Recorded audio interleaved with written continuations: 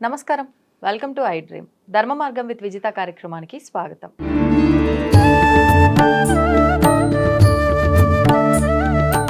నమస్కారం అండి. శ్రీ మహాగణాధిపతయే నమః. శివాయ గురవే నమః. అయితే కార్తీక మాసంలో విశేషంగా మనం శివుడికి ఆరాధిస్తుంటాము, విష్ణుమూర్తికి ఆరాధిస్తాం. కానీ శివుడి విషయానికి వచ్చేసరికి అభిషేక ప్రియుడు అని మనందరికీ తెలిసిందే. రకరకాల ద్రవ్యాలతో అభిషేకం చేస్తుంటారు, ఎవరి కామ్యాలను బట్టి వారు.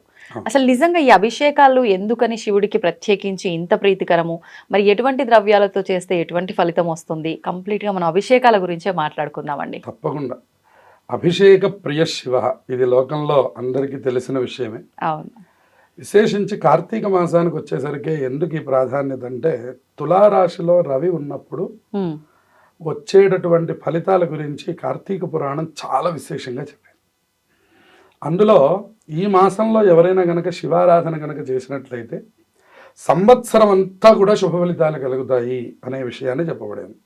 శివారాధనని ఎప్పుడు చేయమంది ధర్మశాస్త్రం. ఒక్కసారి చేస్తే సరిపోతుందనో లేదా ఇంకో పర్వదినంలో చేస్తే మంచిదనో అనడానికి లేదు. ఆయన్ని నిరంతరం సేవించమంది. భూమి మీద పుట్టినటువంటి ప్రతి మానవుడు ప్రతిరోజు కూడా శివారాధన చేయాలి అని చెప్పింది. రావణ బ్రహ్మ అంతటి వాడు కూడా ప్రతిరోజు శివారాధన చేసేవాడు. ఆయన ఎటువంటి శివారాధన చేసేవాడు అంటే, తెల్లవారుజామున లేచి ముందు వెళ్ళి సముద్ర స్నానం చేసి వచ్చేవాడు ప్రతినిత్యం. అది ప్రతిరోజు కూడా. అది ఎంత శక్తివంతమైనటువంటిది అంటే, ఇందాక మనం కార్తీక స్నానం గురించి మాట్లాడుకున్నాం. కార్తీక స్నానం ఎంత గొప్పదో సముద్ర స్నానం అంత గొప్పది. ఆకామావై అని కార్తీక పౌర్ణమి, ఆషాఢ పౌర్ణమి, మాఘ పౌర్ణమి, వైశాఖ పౌర్ణమి తప్పకుండా సముద్ర స్నానాలు చేసేవారు ఇది వరకు. అటువంటి సముద్ర స్నానం వల్ల సమస్త పాపాలు పోతాయి. రావణాసురుడు ప్రతినిత్యము సముద్ర స్నానం చేసేవాడు. చేసి ఆ బయట ఉన్నటువంటి ఇసుకతో సైకత శివలింగములను చేసి వాటికి పూజ చేస్తూ ఉండేవారు. అటువంటి గొప్ప శివారాధన చేయడం వల్ల కైలాసాన్ని ఎత్తగలిగేటటువంటి శక్తిని పొందారు ఆయన. ప్రతిరోజు శివారాధన చేసేటటువంటి వారికి ఈశ్వరుడు కరతలామలకంగా ఉంటారట. ఆయన ఇవ్వలేనటువంటిది ఏదీ లేదు. ఆయన ఎప్పుడు పిలిస్తే అప్పుడు పలుకుతారట. అందుకని ఒక చెంబుడు నీళ్లు మనంతట మనం తీసుకెళ్లి పోసిన, ఒక బిల్వపు ఒక చిన్న బిల్వదళం, ఒక మారేడు ఆకు సమర్పించినా సరే, ఒక ఆకుని తీసుకొని అట్లా స్వామివారి మీద వేసినా సరే, మనకు తెలుసో తెలియకో వేసినా సరే, అది అత్యద్భుతమైనటువంటి ఫలితాలను ఇస్తుంది అని చెప్పారు. అది విశేషించి కార్తీక మాసం. కార్తీక మాసంలో ఎక్కువగా మనం అభిషేకాదులు నిర్వహిస్తాం. అందుకని కార్తీకం అనేటటువంటి శబ్దానికి కృత్తికా నక్షత్రానికి పౌర్ణమి రావడం వల్ల ఈ పేరు వచ్చింది. కానీ తులారాశిలో సూర్యుడు ఉండడం వల్ల ధర్మశాస్త్రం ఈ ఆరాధనలన్నీ మనకి పెట్టింది. ఇది జ్యోతిష్యపరంగా. ఇక వైద్యపరంగా మనం ఇందాక చెప్పుకున్నాం. ఇక విజ్ఞానపరంగా ఎవరు పంచామృతాలతో శివారాధన చేస్తున్నారో, పంచామృతాలు మనం అన్ని పూజల్లోనూ వాడతాం. పాలు, పెరుగు, నెయ్యి, తేనె, పంచదార లేదా చక్కెర, మనం అంటే ఇది పటికి బెల్లం పొడి వాడుతూ ఉంటారు. అంటే పంచదార ఇవాళ కొద్దిగా ఇబ్బంది అవుతున్నటువంటి దృష్టిలో పటికి బెల్లం పొడి స్వామికి అభిషేకం చేస్తారు. అంటే చెరుకు నుంచి వచ్చినటువంటి ద్రవ్యం కాబట్టి పాలతో చేస్తే ముందు సంపూర్ణమైనటువంటి ఆయుష్ కలుగుతుందని చెప్పారు. విడిగా పాలతో. పంచామృతాలు కలిపి చేయకూడదు స్వామికి, విడివిడిగా చేస్తే ఫలితం ఎక్కువ అని చెప్పాడు. చెయ్యకూడదు అనడానికి ఏం లేదు, కలిపి కూడా చేయవచ్చు. కానీ విడివిడిగా ఒక 5 పాత్రల్లో పెట్టుకొని పాలు విడిగా, పెరుగు విడిగా అట్లా గనక చేస్తే అత్యద్భుతమైన ఫలితాలు వస్తాయని చెప్పారు. అందుకని పాలతో గనక చేసినట్లయితే ఆయుష్ పెరుగుతుంది అని చెప్పారు. అందుకని ఏదున్నా లేకపోయినా పాలు ఉండాలి అభిషేకానికి. ఇప్పుడు ఒక డౌట్ అండి, ఇంట్లో ఒక్కరు మాత్రమే ఎక్కువగా విశేషంగా పాల్గొంటారు నిత్యం చేయాలనుకుంటే కార్తీక, ఇంటిలి పాదికి వర్తిస్తుందా ఇది? తప్పకుండా వర్తిస్తుంది. ఎందుకనంటే మన అందరం ఎప్పుడు సంకల్పం చెప్పినా సహకుటుంబస్య అంటూ ఉంటాం. అందుకని ఏంటంటే ఎవ్వరు ఆరాధనను చేయనివ్వండి, దాని తాలూకు ఫలితం అందరికీ వస్తుంది. ఇవాళ గోత్రనామాలు చెప్తే వస్తుందనో చెప్పకపోతే రాదనో మాట కూడా లేదు. మనం వెళ్ళి మన ద్రవ్యం పడినా, మన వస్తువు అక్కడికి చేరినా, ఏ కొంత సేవ శివాలయానికి జరిగినా మనకి ఈశ్వరుడు ఇచ్చేటువంటి ఫలితం అనంతమైనటువంటి. అందుకని మీకు కపోత సూక్తం అని ఒకటి ప్రత్యేకంగా చెప్తారు. ఒక ఒక పావురము ఒక శివాలయంలో ఉన్నటువంటి యొక్క బూజుని దులపడం వల్ల దానికి ఒక ప్రత్యేకమైనటువంటి జన్మ వచ్చింది. దాన్ని తెలియకుండానే అది ఎగురుతూ దులిపింది, అదేమి శుభ్రం చేయాలని చేయలే. అది ఏం చేసిందంటే ఆ పైన చూరిలో వాలి ఆ శివాలయానికి ఉన్నటువంటి యొక్క బూజు చివరి మూలల్లో పట్టుకుంది కదా, ఎగురుతూ దాన్ని ఇట్లా శుభ్రం చేసి వెళ్ళిపోయిందట. వెంటనే దాని ఖాతాలో పుణ్యం వేశారట. అట్లాగే ఒక ఆ వేటగాడు ఆటవికుడు, వాడి పని ఏంటి? వేటాడుకోవడం, తినడం, పడుకోవడం. వాడికి రెండే పనులు.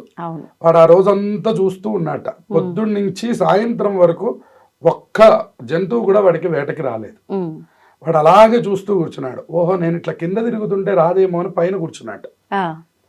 పైన కూర్చొని వాడు ఏం చేస్తున్నాడు? కూర్చున్నాడు. కాసేపటికి ఏదో ఒకటి చేయాలనిపిస్తుంటుంది మనకి. ఆ చెట్టు ఆకులన్నీ గిల్లుతున్నట్టు వాడు. గిల్లుతూ అక్కడే కూర్చున్నాడు వాడు. ఇక కొంతసేపటికి వాడు ఏం చేశాడంటే ఏది రాక ఏది చూడక ఇక తిండి లేక నీరసం వచ్చిపోయి కింద పడిపోయినట్టు వాడు. చెట్టు మీద నుంచి పడిపోతే కింద ఉన్నటువంటి రాయి కొట్టుకొని అక్కడే మరణించేసాడు వాడు. మరణిస్తే వెంటనే శివభటులు వచ్చి వాడిని తీసుకొని వెళ్ళిపోతున్నారు. శివభటులు వచ్చి తీసుకెళ్ళిపోతున్నాడు. వాడు లేచి వాడు ఆశ్చర్యపోతున్నాడు. అసలు నేను సహజంగా ఆటవికుడిని, నేను చేసినవన్నీ మహాపాపాలు, నన్ను వీళ్ళు తీసుకెళ్తున్నారేంటి అని అడిగారు. అయ్యా, మిమ్మల్ని కైలాసం తీసుకురమ్మన్నారు అన్నారు. అయ్యా, నేనా ఆటవికుడిని కదా, నన్ను మీరు ఎందుకు తీసుకెళ్తున్నారని అడిగారు. ఒరే, ఇవాళ కార్తీక సోమవారం, నువ్వు ఎక్కింది మారేడు చెట్టు, పొద్దున్నుంచి సాయంత్రం దాకా రాత్రి దాకా ఉపవాసం ఉన్నావు. నువ్వు ఆకులు గిల్లి కింద వేయడం వల్ల కింద ఉన్న శివలింగం మీద మారేడు దళాలు పడుతూనే ఉన్నాయి. అందుకని నువ్వు ఈ మొత్తం జన్మంతా ఎంతో పాపం చేసిన ఈ కార్తీక సోమవారం నాడు నువ్వు ఉదయం నుంచి రాత్రి దాకా ఉపవాసం ఉండడం ఒకటి, అది నీ ప్రయత్నం ఏం లేదు, కానీ నువ్వు ఉన్నావు. ప్రకృతి నీకు అట్లా చేసింది, ఉన్నావు. నువ్వేదో చెట్టు ఎక్కావు, అది మారేడు చెట్టు అయింది. నువ్వేదో ఏం తోచక ఆకులు గిల్లావు, అది మారేడు దళమైంది. నువ్వు కిందకి పడేసావు, అది శివలింగం అయింది. నీ పాపం అంతా నీకు తెలియకుండానే పోయింది. కాబట్టి నిన్ను కార్తీక సోమవారం ఇంత శివారాధన చేసినటువంటి నిన్ను యమభటులు దర్శనం చేయలేరు, అందుకని నిన్ను మేం తీసుకెళ్తున్నాము అని శివభటులు కైలాసానికి తీసుకొని వెళ్ళారు. అందుకని మన ప్రయత్నం ఉండడం మంచిది.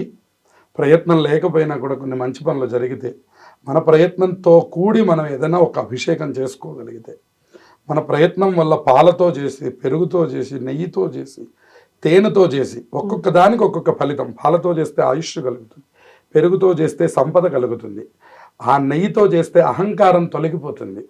అలాగే మనకి తేనెతో చేయడం వల్ల ఆయుర్వృద్ధి కలుగుతుంది. అంతేకాకుండా పంచదారతో చేస్తే కుటుంబ సౌఖ్యం కలుగుతుంది. చెరుకు రసంతో చేస్తే దృష్టి దోషములు తొలగిపోతాయి. కొబ్బరి నీళ్ళతో చేస్తే మనశ్శాంతి కలుగుతుంది. అలాగే గరిక నీరు ఉంటుంది, గరిక నీళ్ళల్లో వేసి చేస్తే ఇంట్లో ఉన్నటువంటి పిల్లలు అభివృద్ధి చెందుతారు. పసుపు నీళ్లతో చేస్తే ఎవరికైనా వివాహాలు కావాలంటే వివాహాలు జరుగుతాయి. కుంకుమ నీళ్లతో అభిషేకం చేస్తే మనకి ఉన్నటువంటి శత్రువుల యొక్క నాశనం కలుగుతుంది. గంధంతో అభిషేకం చేస్తే అందరికీ కూడా సంపూర్ణమైనటువంటి శుభయోగాలు కలుగుతాయి. ఇలా ఒక్కొక్క అభిషేకానికి ఒక్కొక్క ప్రాధాన్యత. విభూతితో కనుక చేసినట్లయితే అష్టైశ్వర్యములు సంప్రాప్తిస్తాయి. విభూతితో చేసిన, విభూతి నీళ్లతో చేసిన అష్టైశ్వర్యములు సంప్రాప్తిస్తాయి. ఇలా ఒకటి కాదు, 108 ద్రవ్యములు ఉన్నాయి. ఇవి మనకి నిత్యము ఉండేటువంటి ద్రవ్యాలు చెప్పుకున్నాం. కాబట్టి ఒక్కొక్క దానికి ఒక్కొక్క ప్రాధాన్యతనిచ్చాడు. ఏ రూపంలో అయినా సరే నువ్వు శివారాధన చేయవయ్యా, శివాయ అనవయ్యా, శివాయ రుద్రాయ నమః అనవయ్యా, ఏదో ఒక రూపంలో ఈశ్వరుడి యొక్క నామం చెప్పిన, నిన్ను సేవింపక ఆపదల్ పొడుమని, నిత్యోత్సవం బబ్బని, జనమాతృండనని, సంసార మోహంబు పైకొనని, గ్రహగతులు కుండింపని, నువ్వు నాకు భూషణములే శ్రీకాళహస్తీశ్వర అన్నారు దూర్జటి కాళహస్తీశ్వర శతకంలో. నిన్ను సేవించడమే నా లక్ష్యం. దానివల్ల కొన్ని ఇబ్బందులు కలుగుతాయి, ఎవరో నన్ను తిడతారు, అందువల్ల శివారాధన ఆపేస్తుంటారు కొంతమంది, నాకేదో కలిసి రాలేదనుకుంటారు. అటువంటివి కాకుండా సంపూర్ణమైనటువంటి శుభయోగాలు కలగడానికి కూడా శివారాధనే అత్యంత ముఖ్యమైనది అని చెప్పాడు. పవి పుష్పంబగు అగ్నిమంచగు నాకూపారం భూమి స్థలంబగు శత్రుండ అతిమిత్రుడవు విషము దివ్యాహారమౌ నిన్నగా అవనీ మండలి లోపలన్ శివ శివేచ్ఛాభాషలోల్లాసకిన్ శివా నీ నామము సర్వవశ్యకరము శ్రీకాళహస్తీశ్వర అన్నాడు. అద్భుతమైనటువంటి పద్యములు చెప్పాడు ధూర్జటి కాళహస్తీశ్వరుడి మీద. ఆయన ఆరాధన చేస్తే పవి పుష్పం అవుతుందట. ఎవడో బాణం వేస్తే అది పుష్పంలాగా తగులుతుందట, మనకి అగ్ని మంచి అయిపోతుందట, వేడిగా ఉన్న చోట చల్లగా తయారవుతుందట, నాకూపారం భూమిస్థలం అవుతుంది, ఏ పంట పండని చోట అద్భుతమైన పంటలు పండుతాయట, శత్రుండు అతిమిత్రుడవు అంటే అసాధ్యం అనుకున్నవన్నీ సాధ్యం అవుతాయి, సమస్త శుభాలు కలుగుతాయి. శివ శివ శివ అన్న మాత్రం చేతనే, అందుకనే ఆ పేర్లు పెడుతూ ఉండేవారు పెద్దగా పూర్వంలో. శివ అంటుండేవారు. శివ ఎక్కడున్నాడు, శివ ఏం చేస్తున్నాడు అంటే కనీసం మనం ఆ మాట అనకపోయినా ఈ నామం తలుచుకున్నటువంటి మాత్రం చేతనే నీ నామము సర్వవశ్యకరమవు, నీ నామం పలికితే అన్ని వశమైపోతాయి. అందుకని కార్తీక మాసంలో మనం ఏం చేయకపోయినా కనీసం పంచాక్షరి మహామంత్రం చేసుకున్నా కూడా అద్భుతమైనటువంటి ఫలితాల్ని పొందుతాము. 108 ద్రవ్యాలు అభిషేక ద్రవ్యాలు చెప్పారు. అభిషేక ప్రియ శివ అన్నారు. కాబట్టి శివారాధనని భృగు మహర్షి శాపం వల్ల విగ్రహానికి ఆరాధన లేదు, కేవలం లింగ రూపంలోనే ఆరాధన ఉంది. కాబట్టి విగ్రహాలకి కళ్యాణం చేస్తారు కానీ విగ్రహాలకి అభిషేకం చేయరు. కాబట్టి అభిషేకం అంతా లింగ రూపంలో జరుగుతుంది. ఆ లింగాన్ని శంకరాచార్యులు వారు చెప్పారు, ఆ పీఠం అంబమయం సర్వం శివలింగైశ్చ చిన్మయం. కింద ఉన్నటువంటి పీఠం అంతా అమ్మవారట, మళ్ళీ మీరు అమ్మవారిని పెట్టక్కర్లా. పీఠం అంబమయం సర్వం శివలింగైశ్చ చిన్మయం, పైన ఉన్న లింగాకారం మాత్రం శివుడు. కాబట్టి వాళ్ళిద్దరూ కూడా వేదాంత డిండి మహా అన్నాడు అనమాట. సాకారంచ నిరాకారం నిర్గుణంచ గుణాత్మకం అన్నాడు. ఉన్నదా ఆకారం ఉందా లేదండి, అసలేం ఆకారం లేదా కాదండి, ఉందండి. అందుకని సాకారంచ నిరాకారం, సాకారము కాదు నిరాకారము కాదు, ఒక ఆకారం. నిర్గుణంచ గుణాత్మకం, పూర్తిగా గుణములు ఉన్నది కాదు, నిర్గుణమైనటువంటిది కూడా కాదు. నిర్గుణమైనటువంటిది అంటే మీరు చూడండి, ఒక చిన్న దీపాన్ని చూసి ఉపాసన చేస్తుంటారు, ఏమీ కనపడదు, ఒక్క దీపం మాత్రమే కనపడుతుంటుంది, దాన్ని నిర్గుణోపాసన అంటారు. అంటే మీకు అసలు ఏం కనపడకూడదు. స్థాయి ఎక్కడికి వెళ్ళిపోవాలని చెప్పారంటే ముందు విగ్రహం చూస్తే గానీ అసలు పూజ చేయ బుద్ధి కాదు, తర్వాత నుంచి లింగం చూస్తే పూజ చేయగలుగుతున్నాం. మన కాళ్ళు చేతులు ఏం కనపడపోయినా పర్వాలా, శివారాధన అంటే ఒక మెట్టు ఎక్కుతున్నాం. అక్కడి నుంచి ఎక్కడికి వెళ్ళాలంటే దీపం చూసినా కూడా మనకి దేవతలు కనపడాలి, అది మెట్లు అలా ఎక్కగలిగాం. ఆ సాధన మనకి కార్తీక మాసంలో ఇచ్చారు. అందుకని ఒక్కటే ఆరాధన జరగదండి, మనకి ఎవరు ఏ రూపాన్ని కొలిచే వాళ్ళైతే ఆ రూపాన్ని ఆరాధన చేస్తారు. కార్తీక మాసంలో సత్యనారాయణ వ్రతాలు చేస్తారు, కార్తీక మాసంలో వనభోజనాలు చేస్తారు, కార్తీక మాసంలో శివారాధన చేస్తారు, కార్తీక మాసంలో అఖండ విష్ణు సహస్రనామ పారాయణలు చేస్తారు. కార్తీక మాసంలో చెయ్యనటువంటి ఆధ్యాత్మిక పని లేదు. అందుకని పరిపూర్ణ ఆధ్యాత్మిక మాసం కార్తీక మాసం. అందులో శివుడు చాలా ప్రత్యేకం. శివాయ గురవే నమః. శివుడు అందరికంటే మొట్టమొదటి గురువు దక్షిణామూర్తి రూపంలో, కాబట్టి ఆయనే మొట్టమొదటి వాడు. కాబట్టి సృష్టి మొత్తానికి కూడా మొదలు ఎవరు అని అడిగారు. సామవేదం వారు చాలా అద్భుతమైన వాక్యం చెప్పారు.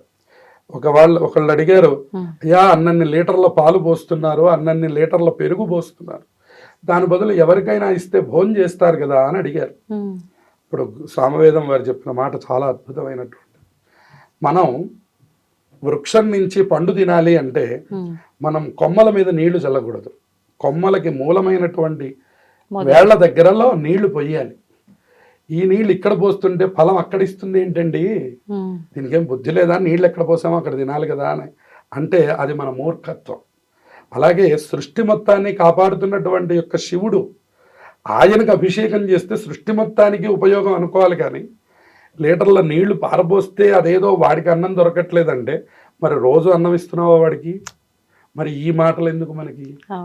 అందుకని మనం అనేవాళ్ళం ఎవరో రోజు అన్నం పెట్టేవాళ్ళం కాదు. మరి పాలల్లో మాత్రమే మనకి ఈ విధానం కనపడినప్పుడు పాలల్లో అభిషేకం చేసి తీసుకెళ్ళి అన్నం పెట్టు, ఆ మాట శివుడు కాదనలేదు కదా. అందుకని ఏంటంటే ఇదేదో అభిషేకం చేస్తే ఇన్ని లీటర్లు చేయకూడదు, కొద్దిగా చెయ్యాలి, ఎక్కువ చేయకూడదు అంటే వాటికి నిమిత్తం ఏమీ లేదు. ఎంత అభిషేకం చేస్తే ఆయన అంత ప్రీతి చెందుతాడు. శుద్ధ జలంతో చేస్తే శుద్ధమైన మనస్సు వస్తుందట ముందర. మనం అందరం ప్యూరిటీ అనుకుంటూ ఉంటాం, స్వచ్ఛమైన మనిషి అనుకుంటూ ఉంటాం. మంచి నీళ్లు తెచ్చి అభిషేకం చేయమన్నాడు. శుద్ధ జలంతో కూడా ఉంది స్వామికి అభిషేకం. ఏమీ తోచకపోతే ఒక రాగి చెంబులో నీళ్లు తీసుకెళ్లి అభిషేకం చేయవచ్చు. ఏ రూపంలో అయినా ఈశ్వరుణ్ణి సేవించవచ్చు. చేసుకోవచ్చు. అలా స్వామిని సేవించగలిగే మాసం కార్తీకం కాబట్టి అందరూ ఈ మాసంలో శివుడికి ఎంతో కొంత, ఎవరు ఒక చెంబుడు నీళ్లు పోస్తున్నారో, ఎవరు ఒక మారేడు దళం ప్రయత్నపూర్వకంగా సమర్పిస్తున్నారో వాళ్ళకి శివద్వారాలు తెరుచుకుంటున్నాయి, వాళ్ళు సహజంగా కైలాసం వెళ్ళిపోతున్నారు అని మనం ఇందాక కథలో చెప్పుకున్నట్టు అద్భుతమైనటువంటి ఫలితాలు పొందగలిగినటువంటి మాసం కార్తీక మాసం. అందున సోమవారాలు మరింత విశేషం. అందున ప్రతిరోజు కూడా మనం సాయంత్రం పూట ఆ శివాలయాన్ని సందర్శించవచ్చు. దాని ద్వారా అద్భుతమైనటువంటి శివ అనుగ్రహం అందరికీ లభిస్తుంది. ధన్యవాదాలండి. శుభవస్తు. Sir, one life lesson what medicine has taught you. Whatever you can do without expecting. But I really believe మన పాజిటివ్ యాటిట్యూడ్ ఉంటేనే మనం ఏదైనా సాధించగలం. గట్ని మనం కరెక్ట్గా డీల్ చేసినట్లయితే అది మనకి పాజిటివ్ హార్మోన్స్ని రిలీజ్ చేస్తుంది. షుగర్ వచ్చిన వాళ్ళ పరిస్థితి ఏంటి? పొట్ట దగ్గర పెరిగితే దాన్ని ఆండ్రాయిడ్ అంటారు, ఆండ్రాయిడ్ ఫోన్ కదా. అసలు థాట్స్ ఎందుకు వస్తాయి? బ్రెయిన్ డెడ్ అంటే దానికి ప్రపంచం అంతా కూడా కొన్ని నిర్దిష్టమైనటువంటి లక్షణాలు ఉన్నాయి. మానసికంగా ధైర్యంగా ఉంటే క్యాన్సర్ జయించవచ్చు. You are a doctor for a cause, sir. అంతే. వాళ్ళకి వచ్చిన ఆదాయం కాకుండా ఫ్రీ సర్వీస్ ఎంతమందికో చేస్తుంది.